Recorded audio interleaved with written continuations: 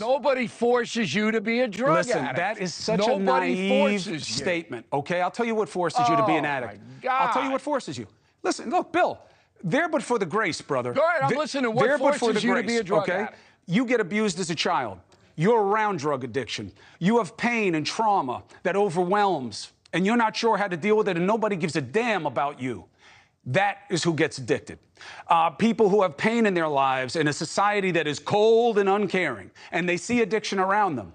That's who becomes it. Is that initial choice? Everybody has pain in their lives. Look, but not People everybody are has the same suffering coping every mechanisms. day. Not everybody's got the same structure around them. And let me tell you something. When Then you they make a have to mistake, be- Bill, I'm telling you, you are overshooting the problem and you're Cuomo, undershooting the no, I'm rationale not. for it.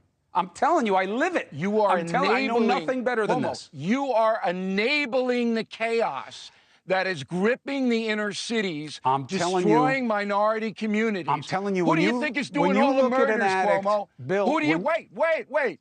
Who do you think is doing all the murders? It's the drug gangs. Bill, there's no question that our prisons are filled with addicts, but it only makes my point, okay? Do you know how many people I've interviewed, and probably you have, who have ruined lives and other lives, and they are destroyed because they don't even remember doing it? The idea that they have a choice, that it's volitional, is only true in the beginning, Bill.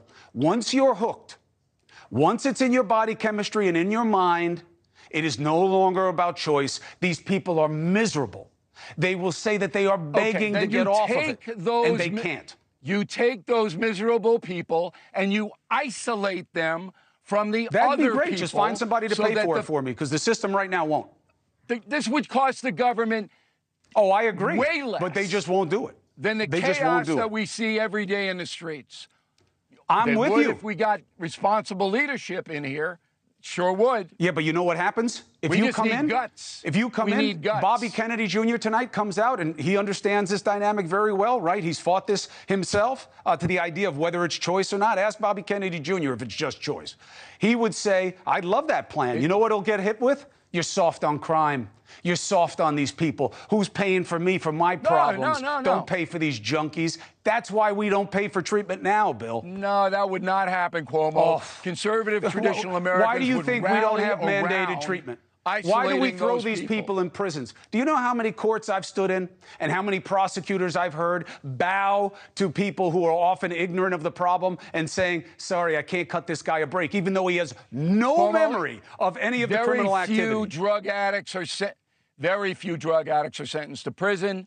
Less than prisons are 1% filled with are drug in federal addicts. prison. It's dealers, it's sellers, and many of Dealers those are also. addicts. We have Again, users in harming prisons and jails society. all over the country, Bill. I'm telling you, I'm with you for And the we're letting solution. them out. We're letting them out. I'm Go ahead, with you. use your heroin. I'm with you for the solution. In New York City, where you are, they have vending machines to help you become a drug addict. No. How insane That's not true. is They that? don't have vending machines to help you be a drug addict. They have services crack pipe? that allow inveterate What's a crack addicts. pipe? They have addicts and services for the addicts so they don't rob and steal and hurt out of desperation to feed their addiction. A crack pipe enables somebody to smoke crack. Yeah, and if they didn't get the pipe for free, they would see you walking down the street and knock you down and take your wallet. And that's what those services are for. Cuomo. It's not to enable addiction. They wouldn't knock me down. They might knock you down. Let me tell you, when they're desperate. Listen, I appreciate the solution. There'd be a lot of them. But I'm telling you, we can't get to your solution because of people blaming people for making a bad choice. It creates this threshold of a lack of understanding and empathy. You don't have a right to hurt other people because you want to get high. You don't have a right to hurt other people because you want to get high. No one's saying that you don't have, that you have a right. I'm saying, but it is also wrong to believe it's volitional.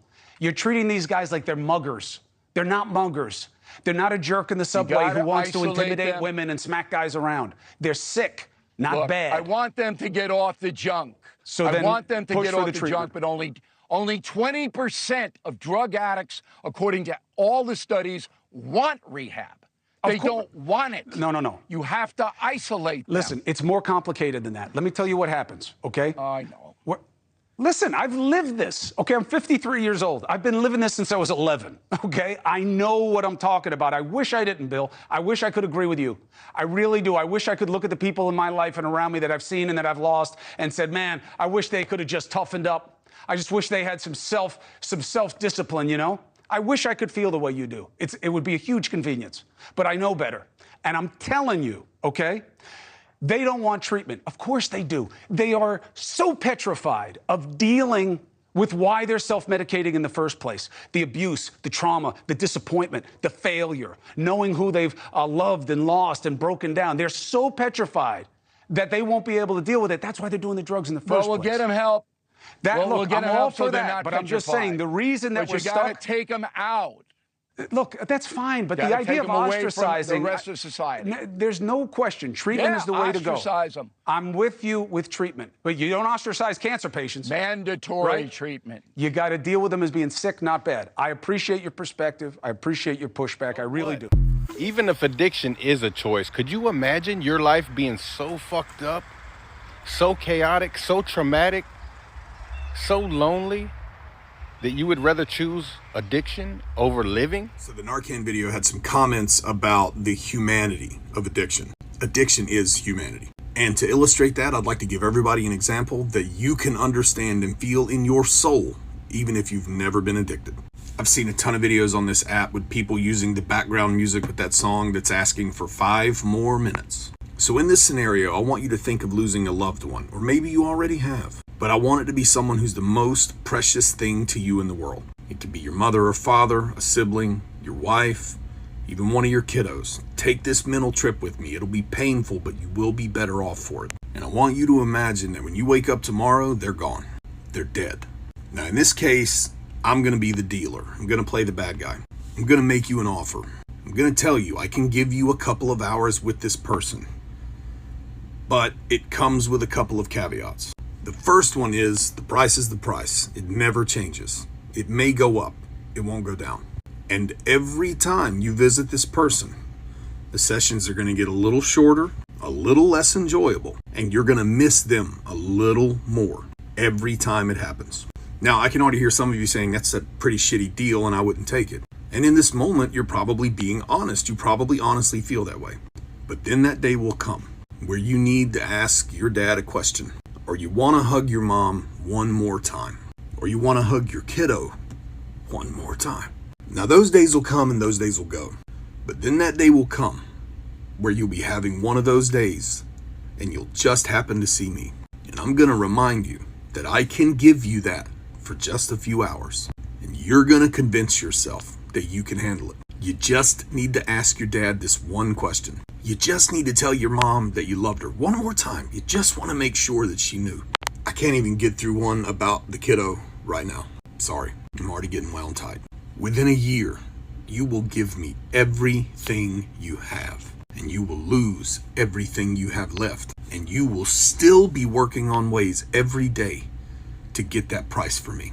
Even if it only gave you 5 more minutes. That is addiction. Many of the same chemicals that are brought on by grief are mitigated by these substances. A good example is the reason you look at your child and you love them so very much is your brain making extra serotonin so you won't eat them when you get really hungry. It's a mechanism to protect your genetics, but it's all chemistry. And when your only option is to substitute some outside chemistry because you no longer have the option to make your own, you'll be surprised what you'll give. You'll lose it all.